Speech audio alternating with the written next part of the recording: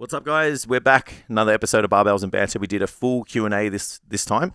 And we got into them relatively quickly, so you don't have to go through the typical, these days, 30, 40, 50 minutes of banter. We got into it pretty quickly. We recapped the Formula One. If you're a Formula One fan, listen in on that. If you're not, skip straight to the questions. We'll get Tam to timestamp it and get into them. They're all about training, bodybuilding, nutrition, etc. Thank you so much for getting those in. Really helps us get the content really dialed into what you guys want to hear and want to see. So keep them coming in over the next weeks, and we'll do another Q&A really shortly. Perfect opportunity to hit the subscribe button. It does so much to help us get the message out to other people like yourself. So please do that now. Like, share, comment, get the message out to as many people as we can. And thank you so much for your support. Okay, let's get to the episode. You don't watch the news. I don't. So I only watch the news because of YouTube. Yeah. So a ship smashed into the Baltimore Bridge, one of the pylons, bro. Dropped the bridge in 30 seconds. The whole bridge, I swear. Jesus. I was lucky it was 1:30 a.m. Not lucky because there's still people that are trapped and shit. Fuck. You should see this ship, bro. It taps one of the pylons. Yeah. And then the whole thing just goes. It's actually terrifying. Fucking hell. That engineer is getting fired. I can't believe how quickly it went down. It was like something out of a movie. Yeah. It's insane. That should not happen, man. Yeah, I've watched it so many times. Should not happen. In disbelief. One impact should not. There's a bit of weight on that ship, though. Yeah, it's a bit of inertia going into that. Fuck. I don't understand how you miss. Was that deliberate? Yeah. He had the whole, it's yeah. They've got the gaps. You pick the middle, bro. Yeah. I get it. It's harder to drive a ship than, Yeah, they don't exactly turn on a dime. Yeah. Fuck, that's wild. Yeah, and that would ruin your day. I woke up to have you seen this Huberman witch hunt going on? Nah. Yeah, so there's an official one now, isn't there? There's an official witch hunt. Yeah, so apparently there's some he's a bit of a womanizer. Right. Apparently he's had We're cancelling him now. He's had a few women on the go. Apparently. Yeah. So they've all bound together. What a surprise. They've all bound together to go after him. Right. And try and demean his character. Got it. Is he these stories always I find it hilarious. Yeah. I'm like, was he just hooking up with a bunch of chicks? Yeah. Or was he Well, apparently they all thought that or they were the one. Exclusive. Yeah. Okay. One, I don't know, there's STIs in it and all this shit. Oh, wow. I don't know. And then, yeah. That's why he has to put his asshole in the sun every morning. I don't know if that's him or not. I don't want anyone to come for me, but I just thought it was entertaining. It's called humour, guys. It's called humour. I woke up this morning and there's just a lot of goss going on. There's a lot of people that really, really like him, though. Yeah. He's a very good speaker. Yeah. So I think if you articulate yourself well enough. Yeah. And I think the neuroscientist thing, people are just ooh, smart, man. People don't even understand what neuroscience is. Yeah. And then they just so then they're that's a golden ticket to talk about anything. I saw something he was talking about training or something, and he just I think he referenced some basic anatomy and it was wrong. And I was but no one would care because they don't know themselves. He's a smart guy, yeah. Neuroscientist. Yeah. Yeah. I asked someone that I really respect in their field about something, and he was like, "Oh yeah, Huberman has heaps of that," and I was like, "Oh, I respect you a little less." Yeah. I don't know. I don't really look into the stuff, I don't like the secret idea. I can't comment if I'm being super honest because I don't dive into bullshit. I've seen too many things that other people have been like, nah, bro. The biohacking, anything biohacking to me, danced on the borderline of charlatanism, if that's even a word. Yeah, and that the anti-Huberman crowd is definitely labels him as that. Yeah. Yeah. Yeah, I'm not a big fan of things like that. Yeah, I just like fucking the basics, man. Do the fundamental shit but there's right. some stuff that'll work it's the sun exposure and waking up and all that shit. It's just the lower hanging fruit. That stuff will work. Yeah. No problems. Yeah. But you can't talk about that for the rest of your life. Agreed. So you gotta go a bit crazy. Yeah, where do I go now? How do I get on the next pod? Yeah, you gotta Yeah. You gotta It start. must be hard to like sustain that, hey, at the top? I feel like the Like more to continue to have new ideas and shit? But like, if you think about it, that's the only way to stay relevant, and that's why I think some people fall out is because, like, I was talking to boys the other day, and I'm like, you can't just post like a bent over row anymore. Yeah. Like, it's got to be. Yeah. Like, I saw a dude. Can't remember his name now. Anyway, whatever, it doesn't matter. He had a landmine press. Yeah. And then he had a split squat stand. Yeah. And then he had a plate. And then he was doing split squats, holding the landmine. Yeah, yeah. And I was like, I just sent it to the boys. I'm like, would you ever set this up? Yeah. And they're just like, fuck no. No, just hold the dumbbell. Yeah. Yeah. Like, and I was like, could you not just hold the dumbbell and like go from one side to the other? Yeah. And then could you not just like contralaterally load that as a Bulgarian and then just do a B stance RDL with your foot pushed against the wall and contralaterally load that too? I said, you could probably do both those exercises in the time it would take to set it up. To set up, do your sets, yeah, and pack your shit up. Yeah. So you can't do that anymore. Yeah, it's because you couldn't just do the like if you set the other two exercises up. Yeah. Like people were just like, oh no, it's cool because he's got all this stuff together. Yeah. But you can't do that at 6 p.m. at the gym. Agreed. Like I can't even do that at the gym that I train at. Yeah. Like the landmines in space. Yeah. Yeah, like it's in a spot where I could never even consider setting that up. Yeah. Yeah, it must just be. So it's just like being novel is really challenging, and novel is the currency at the moment. Yeah. Yeah. It's because even that Dr. Rhonda Patrick. Yeah. Rhonda. I'm always like worried I'm going to say Danica Patrick when I'm like, it's not the race car driver, it's the other one. It's the doctor. It's Rhonda. I was super impressed with her on Modern Wisdom because it was like, take fish oil. It's just like, have you got your fish oil yet? Nah. Maybe we'll go after this because we've got time. Let's do it. I'll give you an ice pack. Take it home. Yeah, I've got one. Just wrap it around. With my chicken and vegetables in there. Yeah. But yeah, it's like it's that for us was like a novel reminder. Like, hey, I used to do that every fucking day, and I don't do it. But for other people, obviously, it's the first time they've heard it. But then, how long can you talk about the supplements that actually work, the protocols that actually work? Like, she went into all these like HIIT training protocols and stuff, and I was like, no one's really gonna do that. But they're all good, but like, no one's gonna do it. What were they for? Just raising. So like BDNF or some shit. Talking about long. So she's not a lifter. Like she's clearly like a scientist who's just like. I think she's just got a PT and is like learning weight. So it's just a matter of time until she gives out hypertrophy advice as well, right? 100%. Like every other she small scientist. Yeah. So because she's like in the research area, it's more like preservation of muscle in the elderly, and so she used the term hypertrophy quite a few times, and I was like, they mean different things to us. Like high intensity cycling for the hypertrophy benefits, and I'm like, maybe if you're 65. Yeah, I think I read some like this. They did studies with like sprinting with resistance. Yeah. To see if it like preserved or built muscle. I was like, okay. When you're 60, definitely. Yeah. Well, it probably would. I mean, look at cyclist legs, but it just wasn't. I'm not. Yeah. That's not practice in the gym. But yeah, it's like. She just the old, almost like Wingate models and stuff. The whole thing was longevity, so muscle mass, VO2 max. Yeah. How to test your VO2 max as well, which I thought was interesting. I'd actually like to do it.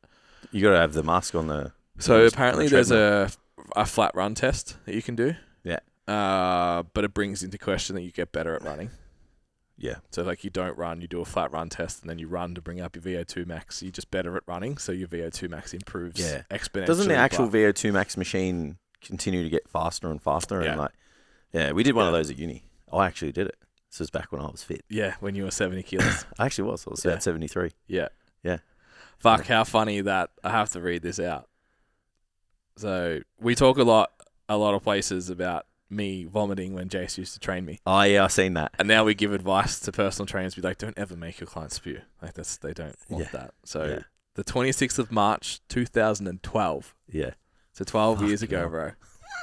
First session is Facebook. First session back with a PT in 6 months. It's all that. Needed to lift my leg sessions to a better level. 8 sets in, vomit. Completed another 3 sets, ready to vomit again. Looking forward to the DOMs the next few days. The top comment, Jason Galea, you're welcome. Yeah, buddy.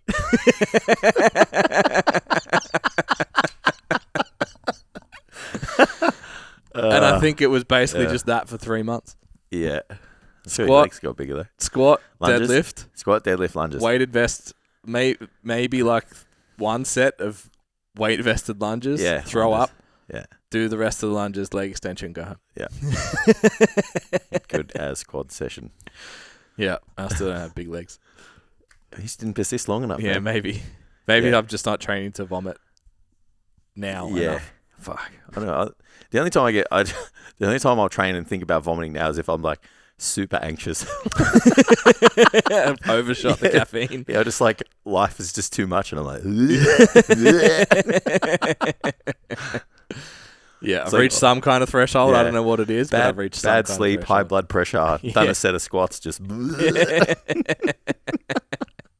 Too much stress. absolutely. Have you? How's your training going? Good. Missed 1 day last week, Where are we at? but otherwise great. One day. Yeah. So you did 3 days. Is that because we went to the Formula One? Yeah, and Yeah. I had a funeral on Couldn't Monday make it up. as well. Yeah. Yeah. So it was like, do I do a double session or just accept my fate? What are your thoughts on the double sesh?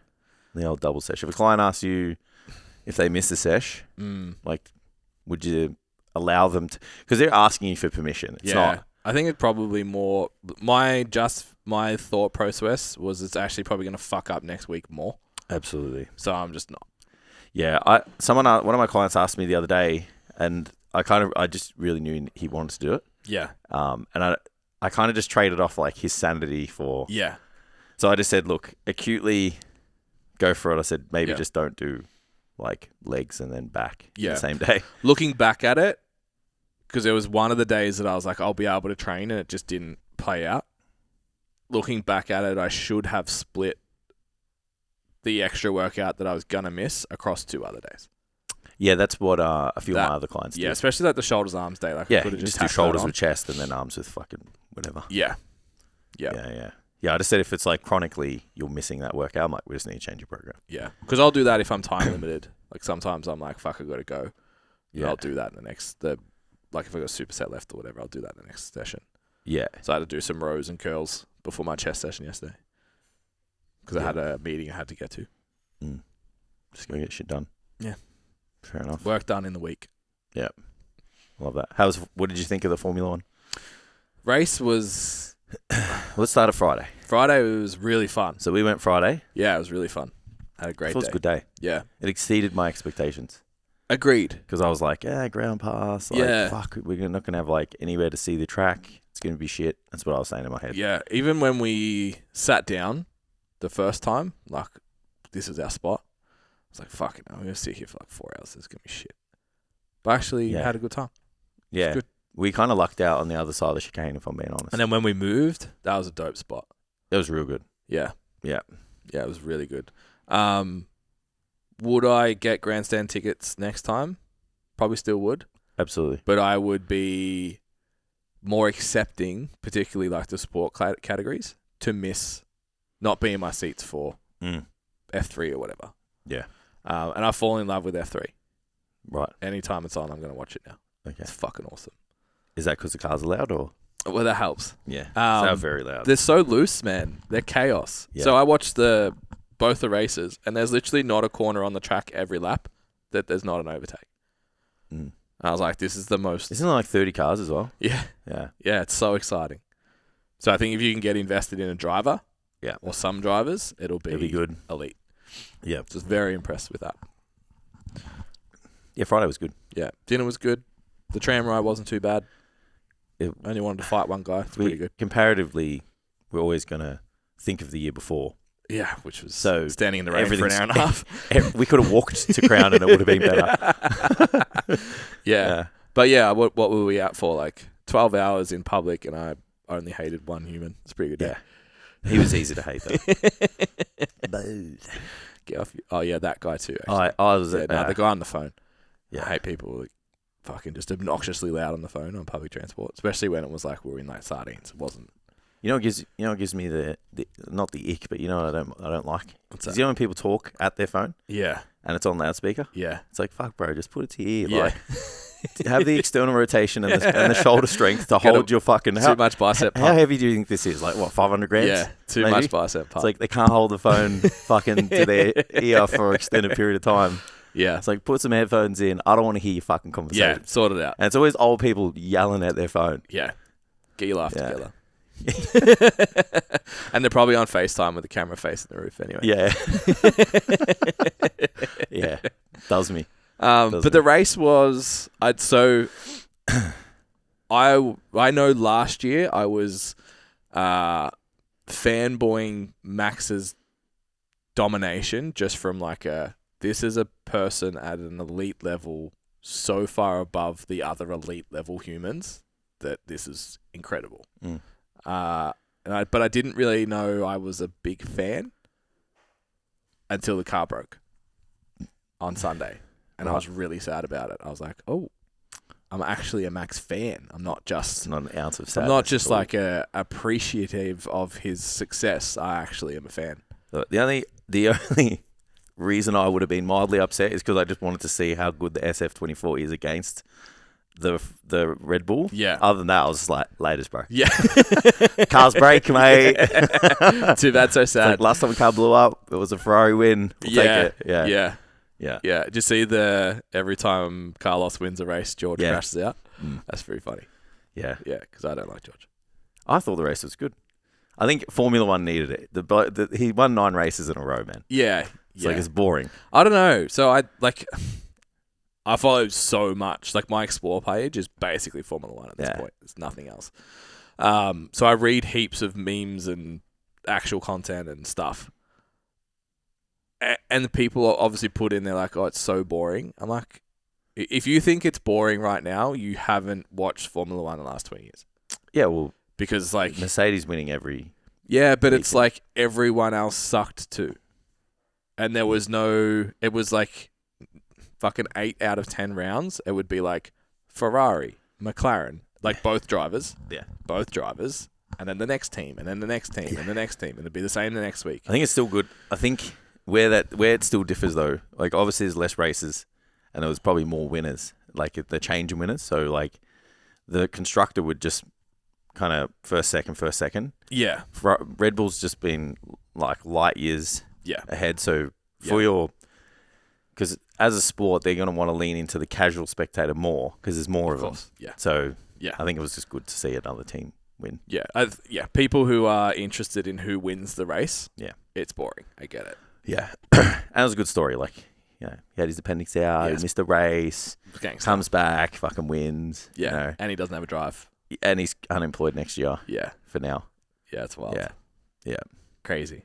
So, I enjoyed it. And because Ferrari could still botch it at any minute, didn't matter how... He was still stressed. It didn't matter how far ahead Carlos was. I was just like, please don't fuck this up. Like, when he went into the pits, I was like, they're just going to forget a tyre or something. Yeah. Like it's the new Fred Ferrari, mate. They don't seem chaotic anymore. They're a well-oiled machine. Yeah. They don't. Bringing forward their upgrades too. Very un-Ferrari of them at the moment. It's good. What was your... Maybe because they have a French team principal. Yeah, maybe. And the French team sucks, ironically. Yeah, true. So, we'll explain the situation for the non-Formula One fan. So, on Friday afternoon, the Williams team, every team has 2 cars, 2 drivers. Yeah. Most teams have a primary driver, particularly in the lower echelon. The primary driver is like the gun. And then in motorsport, you actually pay for your seat. So, like the second guy usually pays a shitload for the seat and that funds paying the primary driver and the rest of the team in the operation. So Alex Albon bins it. Hits a curb, car bottoms out. He's the primary driver. Fires him into the wall. Car's fucked. Yeah. Don't have a spare. Don't have a chassis that they can use and the chassis got a hole in it, which basically means there's no point even rolling it out. It's done. Yeah. So we've only got 1 car left for the weekend. And we all joked that they should give it to Alex. So, what ended up happening was old mate, poor old Logan Sargent, booted out they had to give his car to... Give your car to Alex, please, sir. Yeah. And watch from the sidelines this weekend. It's a dog move. I know your initial reaction was that. And it's still a dog move regardless, right? The only thing that Logan can't, like, has to reflect on is that he had a really bad year last year. Yeah. And that's the reason why... It's cost him. That's the reason why Williams took the car off him. Like, he crashed way too much. So they gave the car to their better driver. So it's still a dog move. And like Max said, he's just like, jokingly said, like, if that was the case, I would have binned my car too. So no one could drive. But it's still, I can see why, because it's money, it's points, it's this. But it's just like, you crashed your car, bro. Like, that's my stance on it. So I think the weird thing with Formula One is you have the Drivers' Championship, which the drivers care about, and most of the fans care about the most. Yeah. It's like, we just care who wins, right? The real fans care about the Constructors' Championship. So the teams, so there's a prize pool that gets divvied up based on, all the TV money gets divvied up based on where you finish in the Constructors. So you finish last, you get the least. You finish first, you get the most. Which is millions of dollars. Unless you're Ferrari, and then you get 5%. You get paid more. Anyway, because they've been around of forever. Historic relevance or some bullshit. It's fucking crazy. You need that money, bro. They fucking do. And they still can't win. Got to pay Lewis. Yeah. So, I looked it up, and it was a $10 million difference between 7th and 8th last year, which was Williams and AlphaTauri, and the split was 3 points. Yeah. Williams scored 28 points for the year. AlphaTauri scored 25. Of those 28 points, Logan scored 1. Yeah. It's like, bruh. Yeah. Like, and I don't think Alex didn't get any points. He didn't score points anyway, but it's like, fuck. Fuck, the Haas team got in 9th and 10th. Anyway. Yeah. We need to do questions. But I was... F1 talk is over. I was like, nah, fuck him. Yeah. I know. It was the only choice they had. I know, it's still a dog move. Yeah. It's still a dog move. Yeah. It's like... Yeah. Apparently the Aussie crowd cheered because they showed Logan on the big screen. Yeah, because they all cheered. That's a real Aussie thing, 100% though. it is. The underdog. Yeah. Yeah. Fuck this guy. Yeah. They probably hate Alex for no reason. Yeah, they hate Alex and Max. And they probably cheered when Max went out. Yeah. I found it very funny that he was still first with his car on, like, the handbrake was on. Yeah. Like, still first for a bit. It's like... Yeah. I was like, when the overtake happened, I was like, how has he just driven around him? Yeah, it was pretty good. I saw the smoke and I was like, this car's real quick. Yeah. It's like, okay, so it took you 3 laps to pass when he had a brake on the whole time. Yeah, it's pretty sad. Anyway. All right, quick break in the episode, guys. Just wanted to talk about coaching. So we at STCfit are committed to taking your body composition, training, performance, your health and well-being all to the next level. Our experienced team of coaches are ready to help you get the most out of yourself. You don't just have to be a powerlifter or a bodybuilder or an athlete. You just need to be somebody who knows that you have a lot of potential and want to reach it. And you can join the team by heading to the website, submitting a coaching inquiry form, and one of our coaches will get in touch with you. All right, let's get back to the episode. All right, so I actually have lots of questions. Like, we're not going to get through all these. I have like 20 questions. Oof. All from the IGs? Yeah, IGs and... Thanks, fam. Prompting the fellas. So, obviously, they're all about bodybuilding. So, okay, cool. Which is great. Because this is a bodybuilding podcast now. I'll make it relevant for everyone else. No, this is a bodybuilding podcast now. You do bodybuilding, I do bodybuilding. Well, that's true. It's true. So I'm pretty henched. I'll bring the theme to what I've always wanted. I had to omit some of the questions, though, because they were like... Too much. Incriminating and shit. Okay. Yeah, one of them was like, what's the most illegal thing you've ever done? I'm like, I'm not answering that. No. What's the most illegal thing your friend has ever done? I am not answering that. Anyway, So we're going to start from the top and work our way down. So the first question is, it's confusing to know whether I should lift heavy and do low reps or lighter with high reps to build muscle. Mm-hmm. What should I do? Help. Okay. So I think we talked about this like last week. I feel like we're always going to talk about it, The terminology is weird, right? This terminology is really common of like light weights, high reps, heavy weights. Like you should be lifting to a very close proximity of failure all the time. Yeah, agreed. So it's like heavy or light, like you're always lifting heavy in relative to the set. Yeah. There will be less weight for 10 than there is for 5, but its relative weight is heavy because you can't do any more once you get to 10. Yeah. So that's the first thing to quantify, Absolutely. right? Yeah. Then, should you lift? So intensity, when we talk about programming or weight training, intensity is actually how close you are to your 1RM. So that's how heavy the load is. So should we do a more intense style of training in terms of more load, which means we do less reps, which probably means we do less net volume over the week? Or should we do still training close to failure, but at a lower intensity load-wise, and probably do more of it? Yeah. That's boiling down the question. Yeah. I would say, and I think what we settled on last time was whatever one you are willing, able to put the most effort in, will give you the best return. Absolutely. Yeah. I think if like you said, muscle building potential is very similar from the low rep range to the high rep range, is providing you train to close to failure. You then take personal preference in as well. And I think you need to take in like the cost benefit of the density of high rep and low rep work as well. So like low rep work, which is heavy, if you're a good lifter, you'll get a really good return on your effort because the reps are highly stimulating from the first rep. Yeah. So say we're doing like 6s. Yeah. I think we should define what low rep is too, because under 5. Yeah. If that's what this person's definition of low rep is, like, nah. Yeah. Get really strong, probably not great for hypertrophy because trade-offs are too high. Yeah. I think low rep work, I would probably put around 5 to 8. Agreed. Yeah. Especially because in like traditional bodybuilding, you can go upwards of like 20 reps. So, Agreed. 5 to 8 is low compared to. So, because you're a proficient lifter, you'll be able to get a really good return on rep to rep because the weight is high and you're able to move in a way that's stimulating the tissue as much as possible. Yeah. So that's really effective because you don't have to do as much, or you may not have to do as much, sorry. The trade-off to that is obviously the sheer force of moving the load does have fatiguing effects on like your joints and your connective tissue.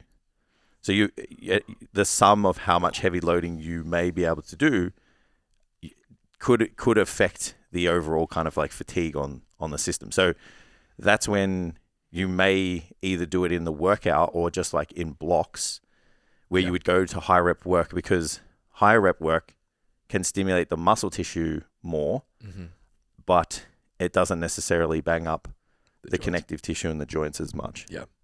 Yeah. So like I think that's where personal preference, and then just making sure like you're looking at the overall kind of, I guess, like stimulus and fatiguing elements of the rep ranges and the lifts that you do too. Yeah. That would influence how much of it you would do. Yeah. Just anecdotally, say from the same time frame, you put on 25 kilos. I put on 25 kilos. Yep. Probably in the same time frame from like 2018. Yeah. I did it from powerlifting. You did it from higher rep training. Yeah. So it shows that both work. Absolutely. So you can, whatever one you prefer, train really hard, eat in a surplus consistently, and you'll get the outcome you want. I guess that the difference of the outcome at the end of that was just like you had a aesthetically balanced physique. Yeah, and yours and is I had a made to lift powerlifter weight. physique. Yeah. So it's like in terms of the muscle mass built similar, but yeah. I think the only other caveat I'll leave with is if you value strength, you'll have to do lower rep. Like, as in, if you value top end strength, and like I don't really see the value in like 1RMs for bodybuilders. I get it that it's exciting to see how strong you can, how much weight you can lift and how strong you are, but there's other kind of skill adaptations that come with like being able to express the top end strength for 1 rep. But if you do value being stronger, Yeah. you're going to have to do lower rep training to a degree. I think the more advanced you get, the more dangerous that becomes. Absolutely. So, like, if I was to take you, for example, it's like you and I can't just go to the gym and be like, hey, let's fucking test out bench press. Yeah. Because, like, you're going to break because you're too fucking strong. Yeah. Like, when you're not strong, it's like, hey, let's go test our bench press, see if we can get 2 plates, bro. It's like, you're going to fucking put up, having looked at your last bench, like, we changed your setup, you probably bench 150 for a single. That sounds pretty good. Let's do that. So it's like that. Yeah. And then, okay, so cool, but the refinement of the skill involved to not get hurt doing that is a fine line. Absolutely. And then because you're so strong, an inch matters. Yeah. And it becomes a real problem. Yeah. So I think the further down that timeline you get, the more conscious and planned you have to be around transitioning into, say, ultra low. If we're calling low like 5 to 8, like that's bodybuilding low. If we're going ultra low, testing threes, even down to singles, there's a huge skill element in the low demand within that you're going to have to consider to not get fucked up. Yeah, agreed. How much does running or other activities actually affect your strength and muscle growth? That is an unquantifiable question. Yeah, I from what I saw, the frequency and the duration. Actually, let's just peel it back. Fuck the studies. Let's just go with what makes sense. Yeah. If you run more than you weightlift, it's going to affect your strength and muscle mass. 100%. Yeah. If you put as much energy and effort into your running as you do into your weight training, it's going to affect your strength and muscle mass. Yeah. If you don't put as much effort, and I mean physical energy expenditure, into your cardio as you do into your weight training, it's not going to affect your strength and muscle mass as much. Yeah. I think that's the easiest way to describe it. Like I speak to a lot of people and I'm like, are you a runner or are you a bodybuilder? Yeah. So they're like, oh, I'm a bodybuilder. I'm like, cool. So you do 5 days of weight training and you might do 2-3 days of cardio, and that cardio is walking. So if you didn't do the walking on the treadmill and you just had to walk to get water or food or whatever, would you still call it cardio? No. Okay. So that's fine. Not really going to affect. But it's like if you're running 5, 10, 15 Ks, 20 Ks a week, that is going to affect your muscle building and strength potential to a degree. Yeah. I think it also depends on the client. So Jess and I trained for a 5K at the same time. Yeah. Jess's at the time was 63 kilos. Yeah. I was 93 kilos. The impact on our gym sessions was markedly different. Yeah, she's a great case study because she did the hybrid training and then she just did the powerlifting. Yeah. And way more jacked. 100%. With no cardio. Yeah. Yeah. 100%. Yeah. So even just as an anecdote, it's yeah. It makes more sense. It's like if you just go all in on one adaptation, you're going to get the maximum of that. I think you need to decide what. Yeah, Jess is the perfect example because it's like Jess benched 72.5 and deadlifted 150, running 2 to 3 times a week and doing those lifts once, twice a week. And the rest of her program was jumps, medicine balls, some dynamic shit, plus some heavy lifting, plus some volume work. Yeah. She looked great. She was very strong. And I think she ran a 5K in sub 25. Yeah. Just fucking quick. So it's that's impressive to be able to do all of those things. Weekend just gone. We were going to try for 80 had the day gone differently. Yeah. But she hit 75 basically fucking feet up, essentially, because we had to change her stance. And then deadlift 160. Yeah. So she added 10 kilos. 5 kilos to the bench press, 10 kilos to the deadlift. Just focusing for 12 weeks on doing those things. Yeah. So do that exponentially over a year, over 2 years, over 3 years. Outcome-wise becomes really different. Does she still progress in strength in the other model? I would say so. I'd say there was still room for us to improve on that. Slower rate and the potential top end is not going to be the same. Yeah, agreed. Yeah, I think because people be obviously yelling at their phones, being well, you're saying don't do any cardio at all.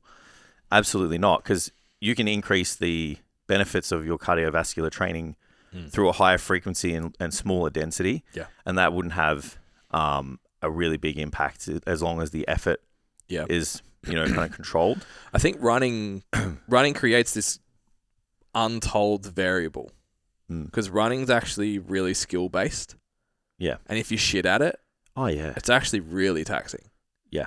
Like it's like doing a bad bench press, but you do 1,000 reps of bench. Yeah. So if you do 1,000 reps in session and they're bad, oh shit, your elbows and your wrists and your Stuff shoulders hurts. are fucked. Yeah.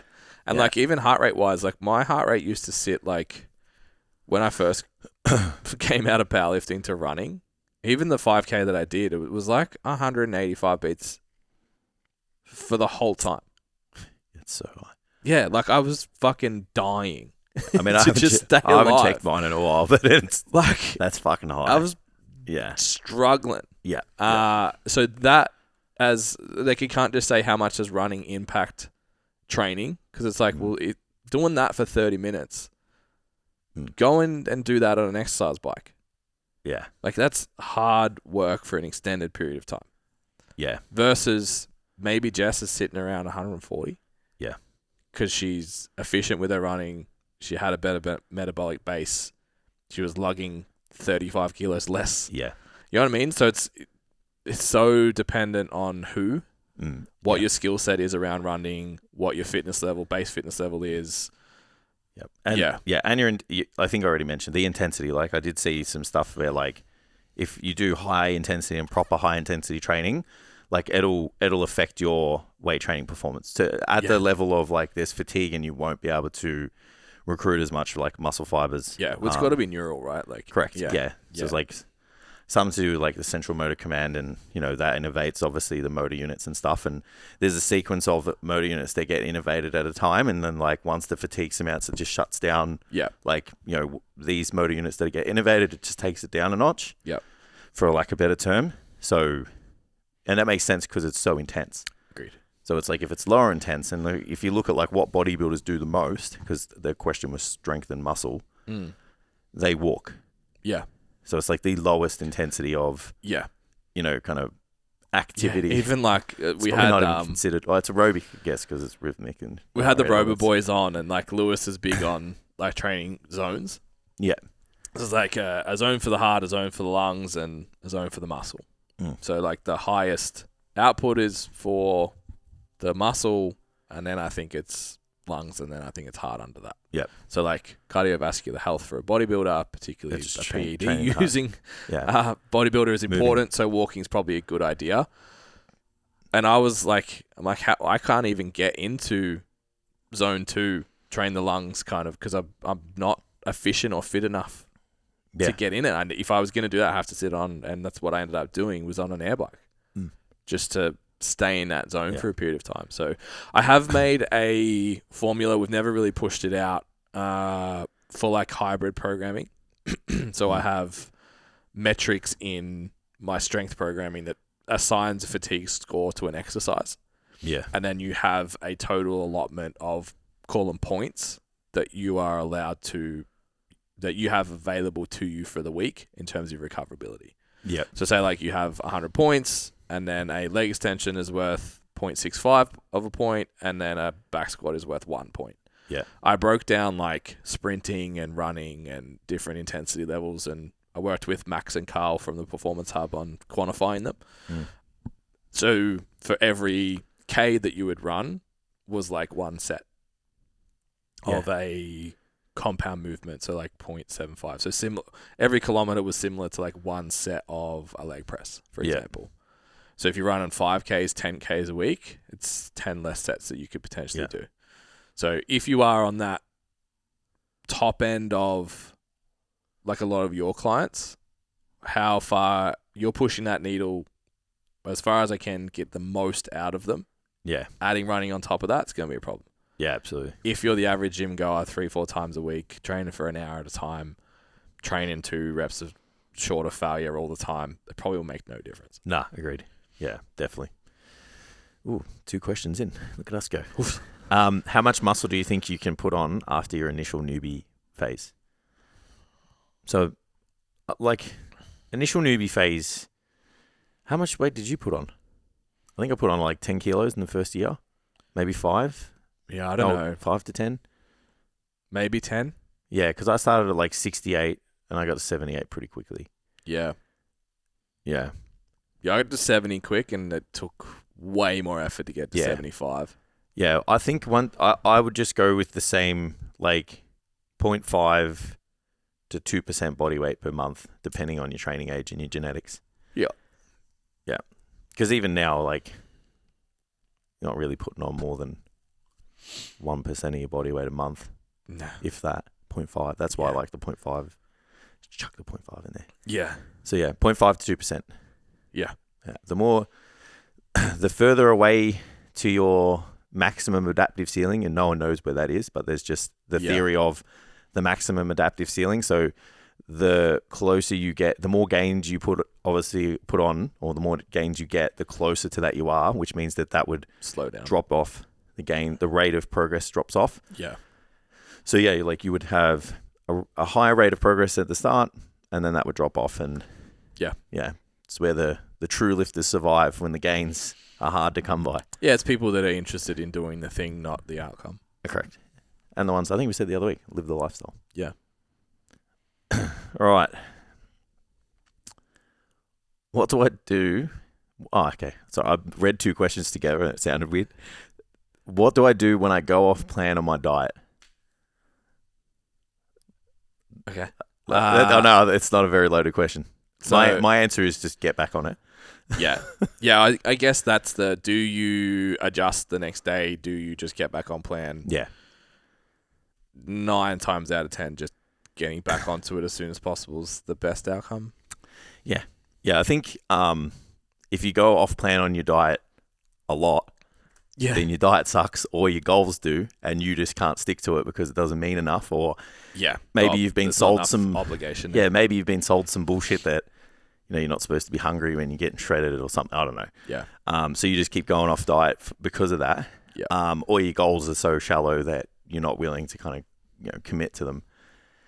So then I would look at those. But then if you just go off plan, like the goal is just get back on it. I don't know how valuable it is to like put yourself in a frame of mind where you have to, kind of punish yourself or restrict yourself the day after. Like, if it doesn't happen often enough, it's too low of the frequency's so low that it should be insignificant. Yep. Yeah. If you got a time sensitive goal, so to all my competitors listening, if you go off plan, don't fucking go off plan. Nah.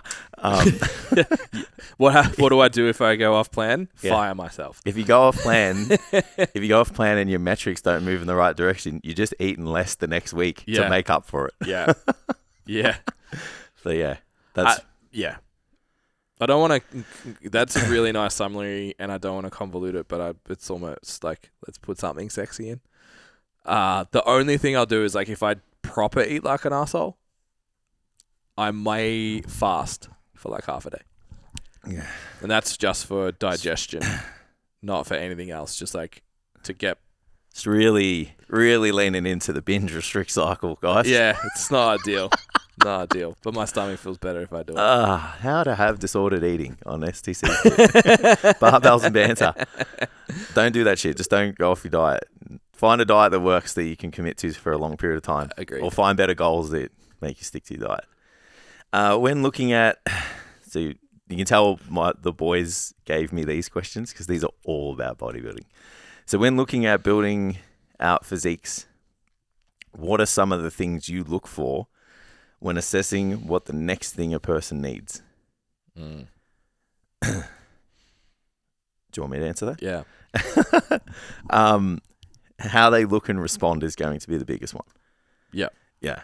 Yeah. Because I'm working with people that have already got a good training base under them. So they've probably developed most of the strength and just overall muscle size that they've, can accrue just by getting through the newbie phase and being strong. Yeah. So from there, you have an idea of like that physique and what that person needs to put on or how they want to look too. Because the one thing that people don't take into consideration is some people don't want to look proportionate. And that's, So that's why I didn't say anything. Because this is a very comp specific question in terms of you would assess the physique to a based on degree. the criteria of Yeah. what the judge is going to look at, blah, blah, blah. Yeah. If they're in a category, you have to work to a criteria. Yeah. But like, let's look at So most of the females who come to us now. Yeah. They want 70% of their muscle mass to be in their lower body. Yeah. It's like, that is not balanced. Yeah. So I had a call with a girl yesterday.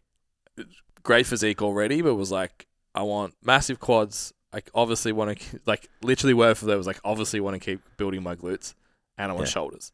Yeah. I'm like, cool. I'm not even going to be like, send me through so I can assess your physique. It's just like, what do you want? I want bigger quads, I want bigger shoulders, and I want my ass to keep growing. Yeah. Cool. That's what we're going to do. But she was like, I want to compete. It's like, well, what you want needs to be cross-referenced to what the judge wants. Yeah. So it's a kind of different conversation. Absolutely. Yeah. And then from a programming perspective, like, if you push focus in an area, some other things it comes at a cost. I actually wrote a post about this. It's coming out on my Instagram. So you push volume, and if you push volume, most of the time you'll push frequency, because you can only put so much in one training session, and keep the quality high. So you push one up, something has to give, and usually what will give is the stronger muscle groups. So if someone wants a bigger chest and back, usually they've got good legs. Yeah. So you'll peel the leg volume back maybe to 1 day a week. Yep. So you'll do that for an amount of time where you'll get the desired outcome, or you just need to peel back because the fatigue is surmounting to a point where we just any further and we're just overreaching or whatever, or under recovering. Yeah. So then you would maybe taper the primary focus and bring back up the other muscle groups that have had to take a bit of a backward seat. Yep. Just so that you're not bashing that same, not just that same muscle, but that same movement patterns, Connective same tissue. joints, same connective tissue. Like, it's postural issues, functionality issues that can come from just doing the same exercises all the time. Yeah. So yeah, that's like, because this person's a coach. Yeah. That's kind of how we look at it. So I'm going to flip it just so I feel involved. You're a bodybuilder now. Have a look at it from a strength lens as well. All right. So say like you want strength and physique. Looking at the main thing that you sort of said was like they're already good lifters. Yeah. So I would be also looking at actually how they train. Mm. So obviously if they're looking to powerlift, it's like, what does your squat, bench, deadlift look like? It's a no-brainer. Like, how do we identify that? And then that's going to structure a lot of the, call it accessory work that we're going to select to then improve those those main lifts. Mm-hmm.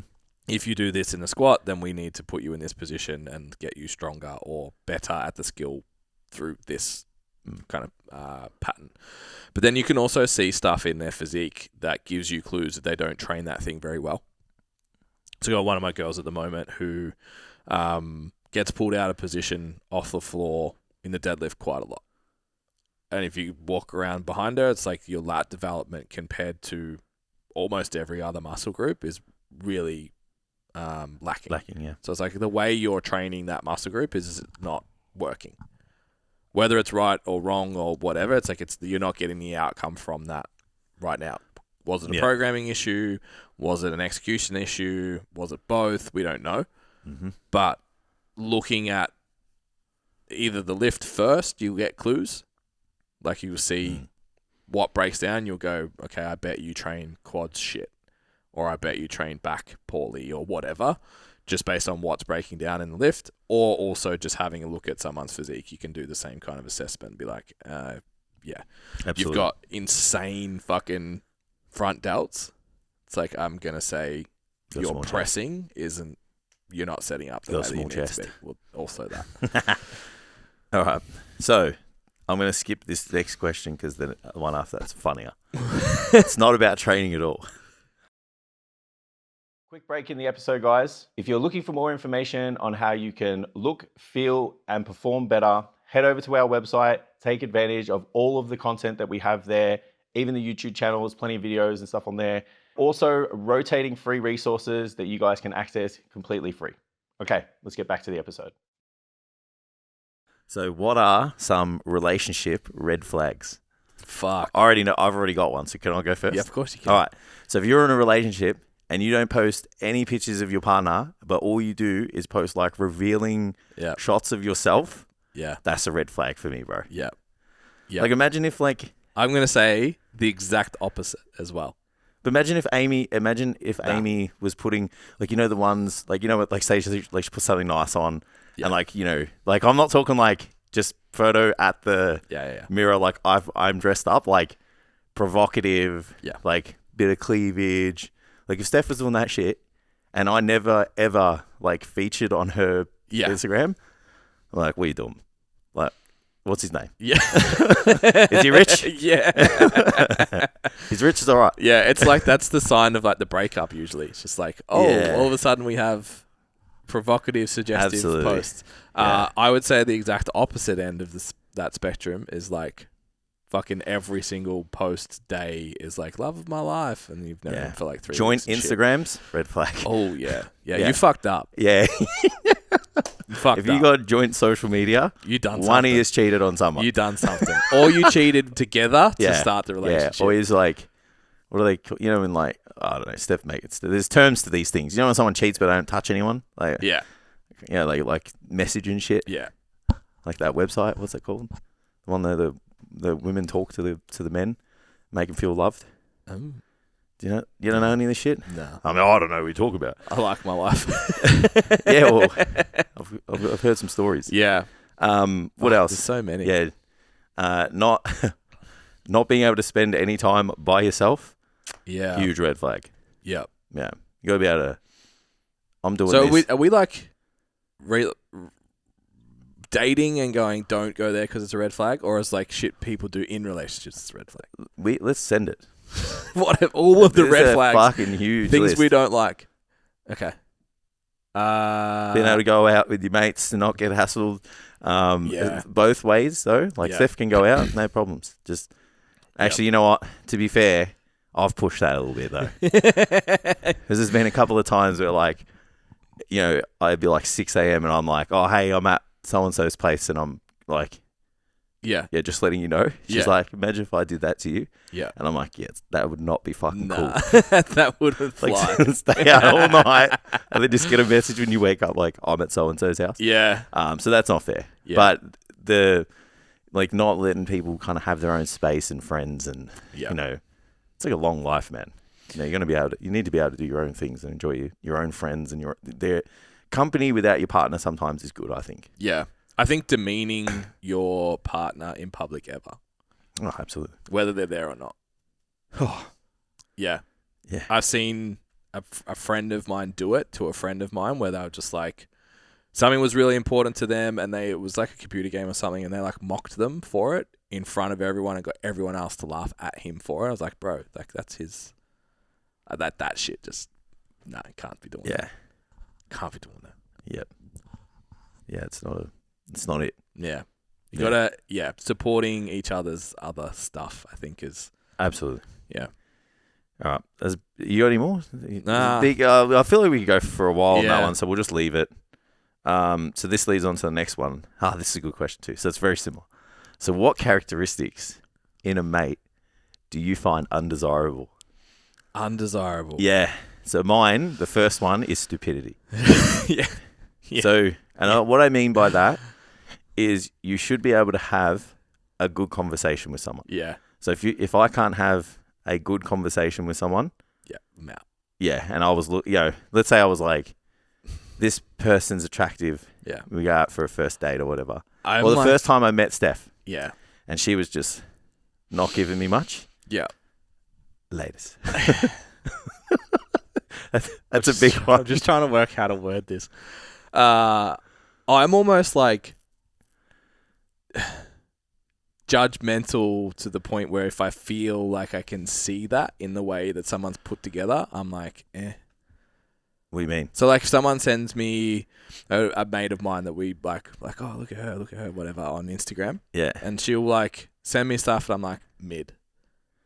And it's like a fucking 12, So bro. You think she looks stupid? Is that what you're saying? I'm just like, she's fucking annoying. Like, there's no... She's either stupid or she's high maintenance or like... You know what I mean? You could just tell. Yeah. So high maintenance is undesirable? Bruh. Yeah? Bruh, I don't have time. Yeah. Yeah. I'm like... It's gotten even worse now. Like, becoming a dad. Like, Yeah. the type of women that I find attractive, even just in public, is so different. Right. It's so much more wholesome, bro. It's hilarious. It's not like, where's the 25-year-old in the scrunch bums?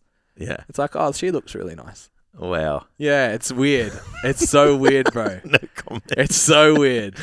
Yeah. I don't know if it'll change, if it'll come back. I don't know, man. I feel like a good set of scrunch bums will turn your head. Look, I'm still like, good job. Like, I'm not repulsed by it. Get those away from me. But it's just a different perspective to look at the world through. You know, because I think that's why the other ones, I'm like, yuck. Yeah. Because I'm like, Dennis has got me thinking about my head position on my. Yeah, fuck you, Dennis. Fucking Dennis. Yeah. You know what else? You know what else I don't like? A lack of ambition. Interesting. Yeah, not a fan. Yeah, I don't like it. Then I don't like. I'm not saying. So let me clear up what I mean before people come for me. Is you just need to be dialed in on things. Yep. It doesn't have to be work. Yep. But you just need to be a person that like doesn't want to fucking just exist. I'm not a fan of that shit. So I would frame that as not a victim. Sure. Or a sheep. Like, that just goes about day to day and it's the fucking same and it's repetitive just and not, there's no growth and there's no... You know what? Fuck it. They're just not for me. I don't care. There's other people that are like, that's... I'll take care of you. You know, other people will be like, you know, there'll be like some dude with a god complex who'll just he'll want to take care of like his mate with a lack of ambition. Yeah. I'm not about it. Yeah. And so this question's for us. Yeah. So fuck yous. So I'm obviously setting up my entire existence, life, to have what is commonly referred to on the internet as a trad wife. What's that? So it's traditional wife. Oh, trad. Oh, right. Yeah. Okay. Fuck it hell. So, single income, stay at home, raise the kids, do all that kind of stuff. So it's easy to be like, well, that's a lack of ambition, but it's like... But it's not. It's not, because she wants... like... But she's not... Like, that's different because... And I would like to think so. Because there's still things that need to be done and had and said and whatever that... you know, you're not going to do. Correct. I just can't stand those fucking people that just do absolutely nothing. Yeah. And then the person that like does all the work, all the decision making, you know, all of the organizing and stuff like that has to then come home and still do everything. Yeah. It's like, why are you even fucking here? It's like you baked the child and that's all you've done? Yeah, and I think the same as, like, for both of us, I would say we value, if we're in the same position we were a year ago, we're fucking miserable as people. Yeah, yeah. And I'm the same. So that ambition is like, are you improving as a person, as 100%. Whatever it is you've chosen to pursue in your life, even if it's a hobby? Is there something that's improving your character over that time? Yeah. If yes, sweet. Absolutely. No issue. You don't have to be fucking squillionaire CEO or career driven, but driven by something. Yeah. Yeah, some people would like the opposite, and that's totally fine. Yeah, it's fucking wild, bro. Like, sometimes, like, because I see all the stuff Steph does, I'm like sitting there and I'm like, oh, I better put a load of washing on. I'm like, I've got to bring something there. Like, I've been riding this couch for a couple of days now. Like, I'm the 100% the food person in my life. Like, work's pretty rough at the moment, so I'm just like, you got to lift, bro. It's like, you can't expect her to do these things. Yeah. It's like she's fucking working her ass off. All right. How do you lose body fat without losing muscle? Eat enough protein, lift enough weight. Yeah. Yeah. So if you train hard, and you lift, like train with the idea of how you built the muscle when you are losing body fat. It's the same. It's like you train close to failure. You don't necessarily have to train to failure all the time. And you're going to eat a high protein diet, and those two things should negate a lot of it. Sometimes if people are using like record keeping of body metrics, it will say even when you're in a cut that you've lost some muscle mass. Yeah, and that is because like DEXA scans and shit. Yeah, and that is because your non-contractile protein is what they measure, and then they measure. Like basically, it's like fat mass and non-fat mass. Yeah.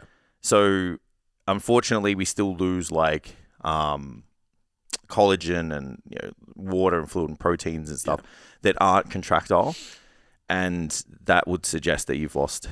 Yeah, even just the amount of muscle glycogen you would hold in the muscles. Yeah, there's just things that aren't fat mass that deplete as well, and that kind of shows. So, but at the end of the day, the things that you can control is obviously like making sure you don't train. It's lack of a better term, too much. Yeah. But yeah, training with a decent intensity and having protein and stuff should be fine. Yeah. Don't drink alcohol. Also. Yeah, and get enough sleep. Yeah. Yeah, it's a big one actually. Yeah. Yeah. Get Sleep enough guide, sleep. STCfit.com. Yeah. There you go. Download it for free. That actually, you hit the mic. It sounded really good. Perfect. Yeah. Nice. Who was your first bodybuilder you looked up to and wanted to look like? Looked up to Ben Pekulski, wanted to look like Steve Cook. Oh, yeah? Yeah. Steve Cook. Let's turn it back the clock. Here, I'll turn it back the clock. I'm say Jay Cutler. Yeah. Yeah. Look, I also Sean Roden, but I'm self-aware. Yeah. Jay is a man. Yeah. 6-time runner-up, 4-time Mr. Olympia. Yeah. I just like that Sean had abs. Like pretty abs. Yeah. Compared to a lot of the other bodybuilders. I think the only reason why I like Jay is because he was on the hunt when I was aware of bodybuilding. Yeah, he's underdog. So I was like, let's get him. Get that Ronnie guy. Yeah. Get him. Yeah, I like Jay. Yeah, I do too. He reminds me of Johnny Bravo. Yeah. Yeah. Yeah. I just liked how he had that video of like his partner like shaving his back, and then when I had to get Steph to do it to me, I felt like Jay Cutler. I made it. Yeah. Yeah. Very, very, very different in terms of the look, but it made me feel like Jay Cutler. But we made it. Yeah. Yeah. And he's like a skillionaire now. Yeah, he's very good. Very I would smart. say he was the most financially free bodybuilder. Successful bodybuilder of all time. Yeah. Or Arnie. Yeah, he's probably. Yeah. Oh, who knows? Yeah. But Jay didn't have to become a celebrity. Jay didn't have to. Yeah, that's it. He didn't have to do acting or politics. He just did. Jay can walk down the street and only old, washed up people like us know who he is. Team washed. Yeah. But Arnold can't go anywhere. I don't know if I should be happy or upset. Sorry, bro. Threw you under the bus there. I'll just quit. I came with you. I'm not training today. Fuck it. I'm going to go get some fucking KFC. Eat my feelings. Oh, delicious. How are we doing for time? How are we? No idea. Tam didn't set it. Sweet. A few more questions. All right. Do you think everyone needs to count calories and track macros? For a period of time in their life, yes. Forever, no. Yeah, that's a good answer. I think how do I put this? If you're extremely overweight and you're new to fitness, I think you can get away with improving your habits and your eating frequency and the choices of your food, and focusing on the things you should do will take you away from the things that you were currently doing or were doing previously that were making you overweight and unfit. Yep. So I think there will be a period of time that you can get away with that, and I know that because I've successfully helped other people drop in excess of 40, 50 kilos multiple times without tracking a single macro. Yeah. However, if you're in a normal body weight range and you're trying to get bigger, leaner, those kind of things, the wiggle room is smaller because the rate of loss is obviously not as high. Yeah. So then that's where refinement, after a period of time, is going to be your best friend. Because you can still get away with it. But I think everything comes at a cost. And the cost of not tracking your food and stuff is being burrowed to specific food groups that are low in calories and kind of high in nutrients and all that kind of stuff. But what happens is most of those people don't know how to consume foods that are calorie dense, and that's where it can be hard to, one, make progress, and two, have a really good psychology around eating those particular foods, even in small doses. So and then obviously if you want the best results for your time and effort, you would want to track your intake in terms of calories and macros. Is going to maximize the return. Yeah, so I've just had a couple from Perth. What did we do? 16 weeks, I think. Lost 11. He lost 11 kilos. She lost 8. And it's fucking so weird, bro. I went through their review. It's like 11 kilos, 11 centimeters off the waist, 11 centimeters off the hips, 11 centimeters off the chest. and then she was all 8s. The It was fucking so weird. the fucking hippies are going nuts right now, man. Angel numbers everywhere. Yeah, get the crystals out. Fucking hell, mate. It was weird. Anyway, So much energy in those results, man. so we introduced tracking for them. Yeah. They sort of lightly, but never really kind of committed to it. So they tracked for that entire period. And then Claire was kind of like, so they're going on a 16 week, I think, international trip. Starting in Bali, going to Europe. Hell yeah. I don't actually know what the itinerary is, but they're going. Yeah. And she was like, I'm like real anxious about not being able to track. And I'm like, well, you've done the work now. You're not going to try and lose weight while you're traveling. Go back to the base diet. And then every time you eat, have lots of protein. Yeah. And you'll be fine. So it's like to create that change, tracking was really useful, but now you're going to do something where that's probably not going to be A, viable, B, healthy, like mentally. And if you're already like, I'm nervous about it, it's a good sign that maybe you shouldn't for a bit. Yeah. Anyway, I think contextually for the people we work with, there's, like you said, this spectrum of controllability to be able to get an outcome, and macro tracking gives you the most ability to do that. Maybe a meal plan's even another stage, but I think macro tracking for most people is going to be gold standard. Yeah. The society at large, like you said, that person that's like obese and needs to lose weight, and like you're just going to tell them eat better, move more, that kind of stuff. I just wonder if like tracking for 12 weeks would give you enough education in nutrition to positively influence you for the rest of your life. That it would still be of benefit to do it. Yeah, I understand. So it's interesting you say that, because I watched a video on YouTube.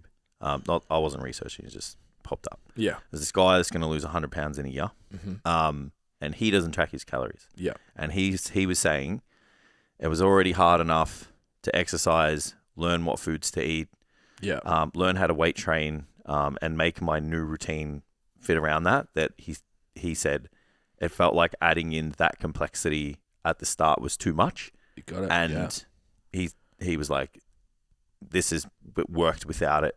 Yeah. So at some point he'll add it in once he stops kind of losing the weight or whatever. Yep. So that's an interesting insight for some people. Yeah. I just wonder like how many people think they're eating well. Oh yeah. And it's like the acai bowl and the fucking fruit muesli and the fucking scrambled eggs with a liter of like dad when we're like, bro, there's half a stick of butter in there. He's like, oh, really? Like, yeah, man. Like they don't make it like we do at home. Yeah. So just those little things of just the education side. Like it's almost like you don't even need targets. You just need to know that a Maxi Bond's 360 calories and that an acai bowl's 900. I understand. So when you think like I'm getting the good thing, or you hear like fruit is bad for you, it's like, well, an apple's 80 calories. Yeah, yeah. Like it's, you know, I think it's how the person's coached. Yeah, because like our base diet is like 2 serves of fruit, 5 serves of veggies, which are 175 grams, I think, per serve. So you can have 2 serves per meal, and it's like palm-sized portion protein, or palm and a half to 2 if you're a larger person. Yeah. So we didn't even do male and female. We're like big person, little person. Yeah. And then it's like, this is where you want, like we never say don't. Yeah. We say do. Correct. And I think that's where the messaging is the most important thing. Yeah. Because you can have the Maxibon, but make sure you do all this. And don't eat the Maxibon all the time. Yeah. Or if you do eat it all the time, it's fine. Are you getting results? Yes. Are you not? Maybe let's have a look at that. Yeah. You know, so I really miss Maxibons. I got banana paddle pops last night. Yeah, I'm going to get paddle pops today. I'm out. I've got one left. Is there a Chobani shortage everywhere or just in Gisborne? Just in Gisborne. Mate, both supermarkets, bro. I've got Chobani all over me. Did my click and collect? Don't ever do that again. It's delivery. I did my click and collect and no Chobani came. And then I went to IGA yesterday, support your local. And I had to get vanilla, bro. Oh, you hipsters out in... Yes, I feel like the secret's just... I don't want to be disrespectful, high protein hipsters. Maybe it's a little bit behind. Yeah. Like when we started Chobani, like 5 years ago. No, like 10? Maybe news has made it to Gisborne that Chobani Bro, yogurt's the goat. Chobani is old, man. We've been Yeah. eating Chobani for fucking years. Yeah. 5 years is not. They've been around for way longer than that. Hell. 5 they're- years is so they're 10 years 2019. That's behind. I don't like the fucking year. know. That's pre-lockdown. Yeah. Like you, They're no old as way. fuck, eh? Yeah, dude. We ate Chobani well before that. Oh, I'll do one more question. All right. All right. I don't want to do that one. I don't want to do that one either. Sorry. We will answer all of your questions. There's no such thing as a wrong question. Please submit No, I don't Just want to hit do it us now because it's at like STCfit. Send us DM. these are all real long ones. These will all go to the front of the next episode. So I don't. We will get to your questions. These are all Please. really long. Please keep submitting your That's- questions. All right. I can't do this much longer. What's a realistic timeline for someone to transform their physique? Oh, man. Yeah, bro, these are all loaded. Loaded. That's just, it's... What does transform mean? You can look All right, so let's say. you can look drastically different Hang on. in 12 weeks. Hang on. Let's preface who's listening. Been training for probably a couple of years. They're probably 7 to 8% body fat higher than they would like to be. If you're a female, they're probably maybe 8 to 12% higher, just relative. Yeah. They want that kind of, we'll call it hard defined toned Yeah. look, or someone wants a soft defined toned look. Either way, they still want more muscle definition than they have. Yeah. And they still want more muscle development than they have. How long? Give me a timeline. Muscle development changes is the answer to the question. Huh? The muscle development. I want a timeline. I want one now. Before you said that, before you said muscle development, 12 weeks. I can give you a timeline. 12 weeks. Easy. Yeah. Look exceptionally different in that period of time. I think if you do what you're told and you leave no stone unturned for 12 weeks, you could see a considerable transformation. Agreed. I think if your expectations are higher than what we described, or you don't respond in a manner that is really fast, you need more time. 24 weeks should be enough. Yeah, unless you're saying like, I want to build an exceptional amount of muscle, which is like, if you want to drastically be bigger and leaner, 12 months. Yeah, because like obviously the expectations skew the timeline, and I totally understand that. And just what transformation means. You can be well ahead. You can be well ahead of the curve in 3 to 6 months. Yeah. If you don't leave a stone unturned. Yeah. Well, both of us are aiming for like 12, 14 weeks to look marketably different. We'll see. No? As life's getting in the way. When's the trip? Oh, I haven't booked it yet. Okay. But it's June the 13th. Is when we have holidays. Okay. To put that in your fucking calendars. Yeah. Not here. It's like, do you have a holiday? I didn't book anything. I'm just not here. Awesome. Yeah. Cool. Yeah. All right, let's leave it there. Okay. I need a pee. All right, done. Wrapping it up. All right, perfect time to hit the sub button. Support the mission. We'll see you guys next week.